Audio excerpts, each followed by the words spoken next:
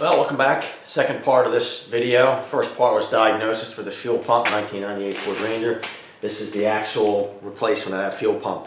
The easiest way to do this, if you don't want to drop the tank, and still, I don't want to drop the tank if I don't have to. If I have to clean the tank out, I won't know that until I get the pump out of the tank and look, then I might have to drop it. But the easiest way to do this is actually take the bed off the truck. Pretty simple. 6 bolts in the bed. They are long T55 Torx head bolts. I've taken these out already. Broke one of them. 1 out of 6. Not too bad. I'll show you why.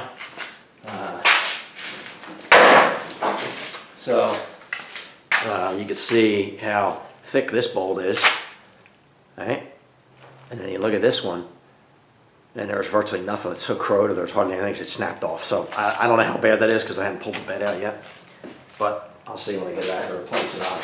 You're going to have to undo the tail lights, disconnect the electrical connectors, filler tank, three screws for that. I'll show you this stuff. I think there's one ground wire on the frame rail on that side that has to be undone on the driver's side. I don't know if there's anything else or not. A spare tire, but I think that's bolted to the frame. It's not to the bed, so I'll know.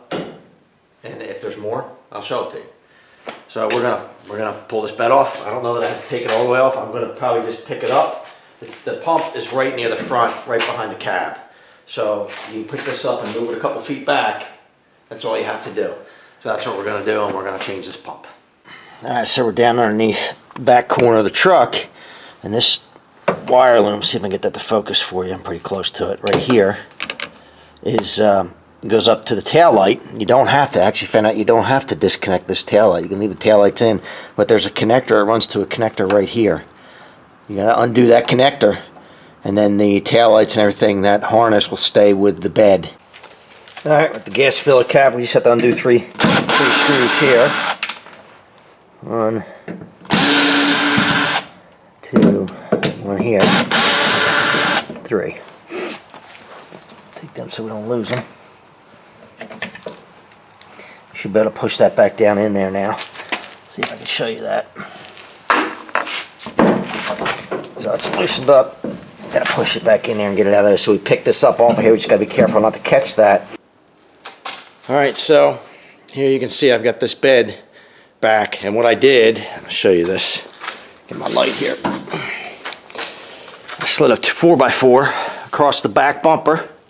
So when I set this down, hopefully you can see this. Let me see if I can show it to you. It's sitting up on the frame that the bed rail, the bed was on, so it's not sitting on the actual, fender or anything. It's actually sitting up on where it bolts. And then the front, it's just sitting on the tires, doesn't hurt it. I wouldn't slide it around, you'll scratch it, but just sit it on there. And I'll put a bungee cord just in the front, just to hook it to the frame so it can't slide anywhere, can't move. And this is what I needed to get at, right there, fuel pump. So that's what we're gonna take apart, and I get to see where my busted bolt is, and there it is right there. It's the one that broke off, so I might be able to get a hold of that and get it out of there with a pair of vice grips, maybe. If not, I'll cut it off and we'll get it out of the way. Looks like somebody's been in here before, and it certainly doesn't look like a factory clamp there. It's a little big, but that's what we got to deal with. So we're gonna take that, we'll clean it off first, and we'll take that apart and replace it. But really, it's the easiest way to do this. It takes literally 15-20 minutes to get this bed off. 6 bolts in the bed, 1 electrical connector at the back driver's side to disconnect the tail lights, and unbolt the filler neck, and that's it. That's all that holds this bed on. Alright, so as you can see, we've got an electrical connector here. This is, boy, we'll put another clamp on that. That's kind of weird the way they did that. Very strange. I'm guessing somebody broke it. This has a clip that has to push through from the other side, which we will do if I can get that to come out. But I've cleaned this off with a brush. I just took a brush, brushed it off real good, and took a compressed air and blew it off. We've got to get this ring off of here. But what I like to do is try to get these loose first. See if I can show you this. There's a fitting in here. It's a little bit of a pain sometimes. It's going to be hard for me to show it to you, but I'll show it to you maybe when I get it out after I fight with it for an hour or so. I'll show it to you.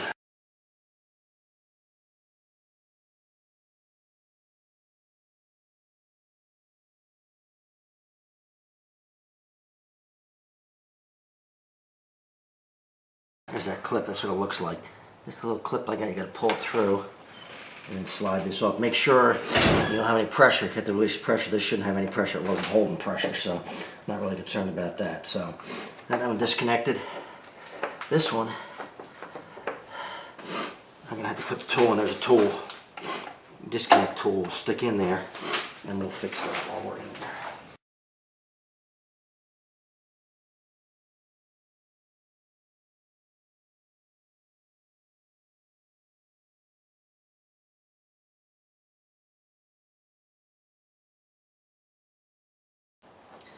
Get something.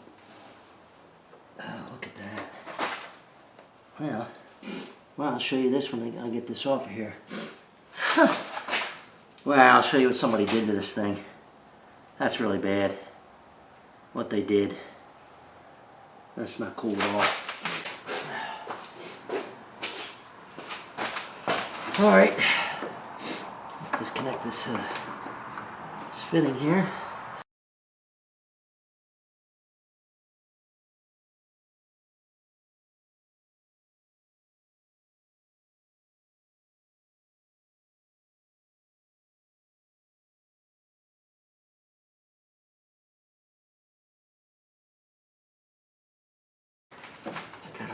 There we go. So we'll clean that out, but just be careful with it. They are a little brittle. You just got to push down on that tab, but they get a little brittle over time. A little bit of a pain. All right, let's disconnect this one as well. I probably could have left that connected up, but I got to take it apart anyway. Undo this one. Push that tab right there. Same deal. Hopefully this one's a little easier. There we go. So now they make a special tool, of course, to do this, but I'm not getting a tool. You can get it as a loaner. You may be able to get it as a loaner and then get it and use it, but I may be able to get a pair of channel locks if they're big enough to get around that and get it apart. Maybe. If not, then I'll use a punch and a hammer. Try to do it that way. I don't know if I can get a good enough angle on this. Get some things out of the way here.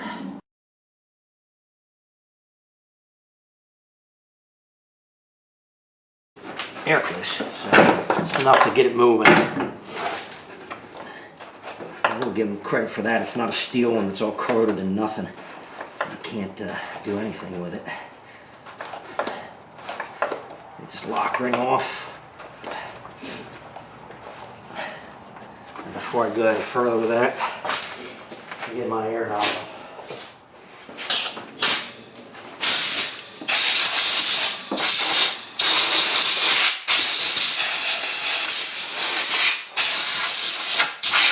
Clear any crud that might have come loose when I cracked that ring loose. I don't want to go into the tank or causing a problem. Oh, there's a seal. I'll just keep working this off here.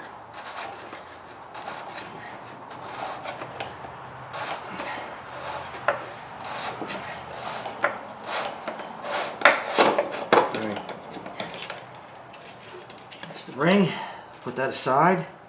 We'll clean it up before we put it back. You got a seal sitting here. I'm going to pick that out. I got a container right here. Put that underneath because it's probably going to get some fuel out of it.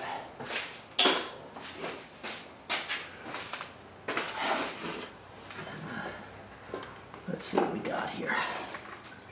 See which way this is facing. Should be just enough room to get this out of there. Let's see what we got here. See how cruddy this is. Can't tell. Get a flashlight and look down in there. Actually, I'm glad to see this. Wow, it looks like, yeah. I'll show you. I'll see if I can show you this. This just fits in with everything else I've seen, the way things are done in this truck. All right, so looking down in there, and as you can see, there is another fuel filter sitting in the bottom of this tank that somebody pulled a filter out of here at some point, redid it. Actually, the tank's clean, which is good because I don't feel like pulling the tank out if I don't have to, and it looks pretty clean. They never pulled the old filter out. Just left it in the bottom. That's nice of them. So we'll pull it out. This is how not to do cars. I'm gonna go fishing for an old strainer. See if I can get it without sticking my hand in there, because I really don't want to. I'll stick my hand down in there. Otherwise, I gotta put a glove on to get it. I'm gonna get a hold of it here. I can't see. Turn the light on here. I'm amazed at what you find sometimes, and people are in such a big hurry a lot of times that they just don't do things right. I can't stand that. Just nothing cause problems. So there's the original fuel filter, or the strainer for the fuel filter pump, that was underneath. The other one, wow, that's something there. That's quality work, I must say. But fortunately, the tank is clean. Slide my pump in there. There's 2 notches, and they fit into a notch in the tank. Gonna go away. You gotta put the arm in there first. Kind of push this down in there. Clip my tube came unclipped. Clip that back up. Come on. Okay. Now, what I found, and I already did this, but I'll just tell you, this fuel tank pressure sensor, which you have to remove from the old pump and put on here, the easiest way to do that is to put this in first. Set it in place. Get it lined up. Make sure your tabs are in place here. Get it where it's supposed to be. Is anybody home? Yep. Charlie. Go ahead in. How are you? Good, how about you? Well, I'm having fun with cars. So, you have to transfer the fuel tank pressure sensor from the old pump to the new pump. It's tight. You twist it 90 degrees, take it off. The easiest way to put it back on, because it is tight, is to put this in the tank. And so you can push down. You got to push down. And there's 2 tabs in here. You can only put it one way and turn it 90 degrees. I did that already. I'm just going to put my ring back on here. Get everything lined up. I did mention that there are 2 tabs on this that line up with the tank. You can only put it in one way. We'll just tighten this back up here. See if I got that right, or I got it crooked. Somebody beat on this thing pretty good. It's a little beat up. Let me clean this. I want it to go on easier than that. I'm gonna go clean this out and spray it down with some lubricant, silicone, to make sure it goes in there correctly. Alright, I just clean this out really good. Get a little silicone spray on it just to make it hopefully go on there a little bit easier. Get it lined up here and get started.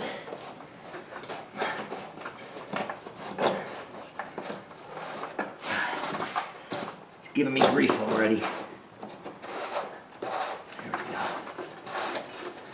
There it goes.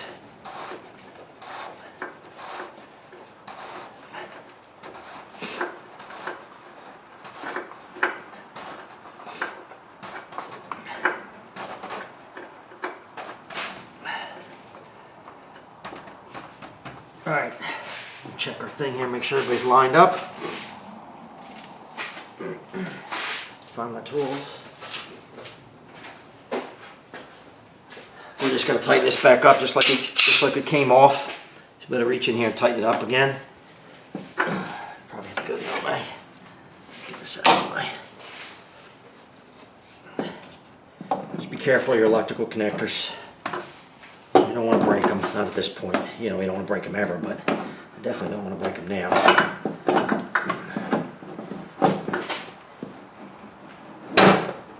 Just, like I said, be careful with it.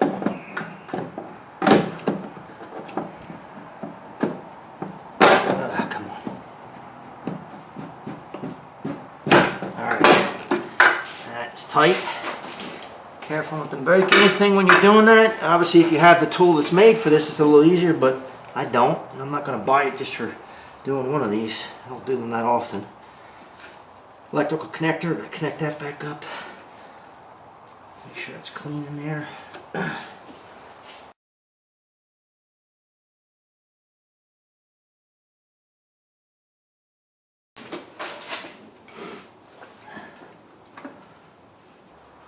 see if that clicks back on here. Should push on.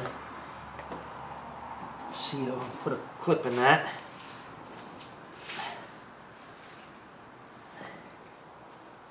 Let's see what we got here. How did it come out? How did it come apart like that?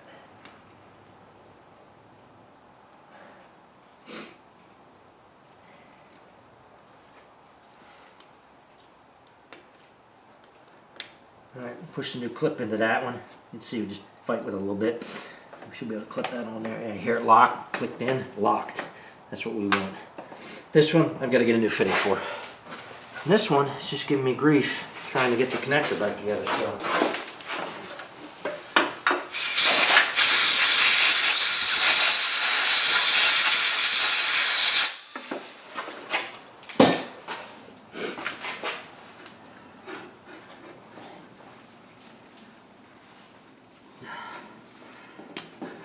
Come on, really? What are you doing here?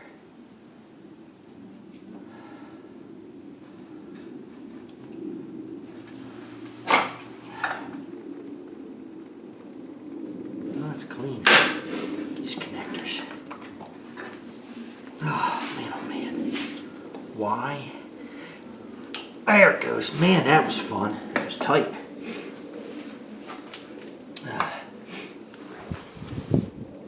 One more here. Where is it? I'm not thinking. I'm not thinking tonight. I'll tell you that right now.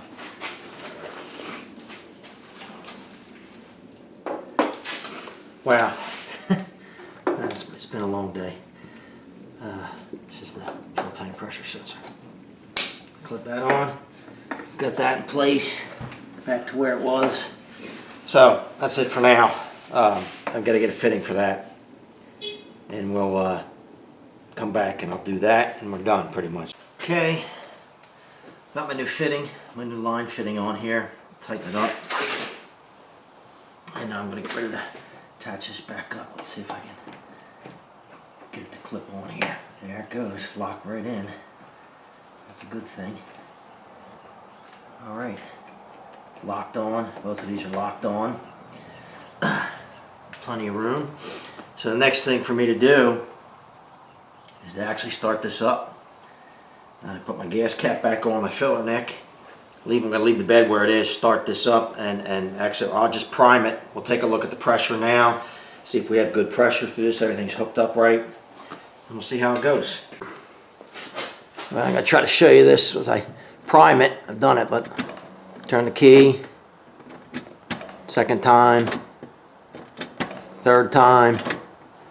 So you can see I'm up at 55 to 60 pounds. That's about where I should be. The most I could get from the other one was at 25. So I'm going to start this up and we'll see what it does.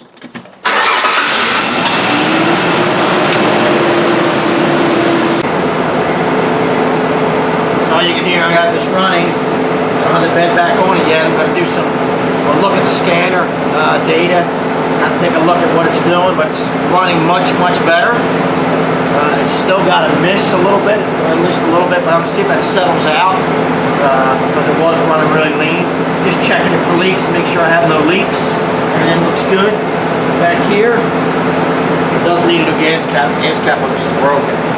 But we're going to go through and do some look at some scanner data and see how this is doing. So just kind of taking a look at what it's doing here already. We're going to watch it this long. The engine's not warm yet. I probably should add engine temperature to that. It's cold, so we're just going to let it warm up. So let's see what my upstream sensors are doing. So that's interesting. So before, I'm going to see what happens. This is not in closed loop yet, so it's not the temperature, but this upstream bank 1 sensor was flatlined. It did nothing. It wasn't doing anything. Now it looks a little better. Still doesn't look great, but we'll let this engine warm up, and we'll see what it looks like after it goes in the closed loop. You can see my temperature's 87. Long-term fuel trim, short-term fuel trim. pretty high on this side. That's interesting. Short-term fuel trim on bank 1. Whereas my one on 36, this one's right in where I would expect. This one's still calling for fuel, so I'm not sure why. I don't know. I have a problem with the O2 sensor that's causing an issue. We'll see what happens here. We'll see how it kind of shakes out. I'm just going to let it run for a little bit, come up to temperature, and then we'll come back and take a look and see what's going on, see if we still have an issue. So it's not quite up to temperature yet, but one of the things I'm not liking that I'm seeing here is my short-term fuel trim on the left, on my first bank is pretty high. Second bank is good. It's long term is 4, short term is right around 0. I'm gonna have to see. It's coming down, so I'm gonna have to wait to see. I have a feeling maybe there might be a vacuum leak on that side, possibly. Now that the engine's warming up, it's getting better, so we might have a vacuum leak on that side, maybe an intake leak that's going on. It's running a whole lot better than it was, so we'll just keep an eye on it and see what it does. So I'm in closed loop now. Temperatures, it's pretty much up to temperature, 186 degrees. I'm still not liking that short term on the bank 1. So I think we may have something going on there. So my long term is 20, that's pretty high, and my short term is 12, 15. You can see this bank 2, it's right where I would expect it to be. It's pretty much zeroed out. This side, I'm wondering if I have a vacuum leak on the intake on that side of the engine. I did try to check for it, and I couldn't find it. I couldn't get it to respond. I sprayed water around the intake. Didn't really get something. Maybe I had to let this go cold again and smoke test the intake to see if I can see any smoke coming out of it. Still doesn't look right to me. That's pretty high. My O2 sensor's doing here.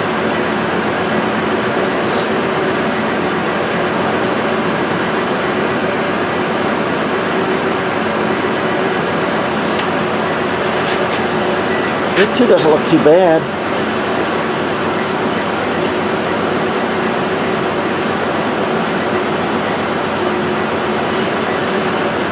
There's my bank 1 upstream, bank 2 upstream.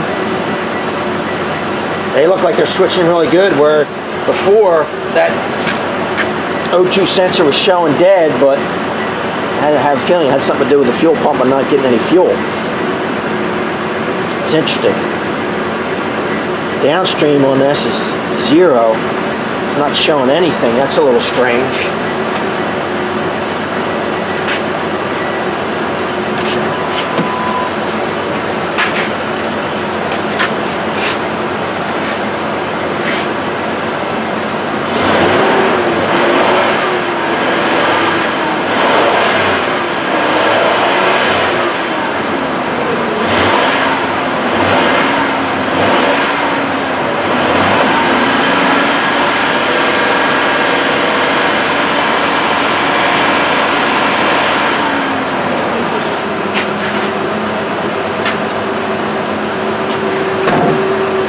It's got a little bit of a stumble still, a little bit of a miss off idle. I don't really feel it when I'm on throttle pretty heavily, but transitioning from like a snap throttle, I feel it a little bit. I still have something going on here. Not really sure what that is yet, but it's much better than it was, but I still think we have a couple other issues. But the fuel pump seems to have made a huge difference here. Just how it's behaving. I'm thinking that one's dead. That bank 2 downstream sensor. Certainly looks like not real good. I don't know if it's got a cat problem. It dropped pretty quick to lean about the same time this dropped. Should be a little bit of a delay there. We're gonna have to see what that means. Let's go back to Short-term, long-term. Nice short-term and long-term fuel trim on this side.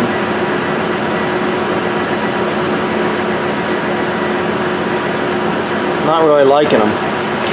See the difference here. So my short-term is a lot. Each side's a lot richer. It's calling for fuel. This side looks pretty good. And I do have a little bit of a stumble, so I'm curious as if there's a vacuum leak somewhere, maybe on that side. It's causing an issue.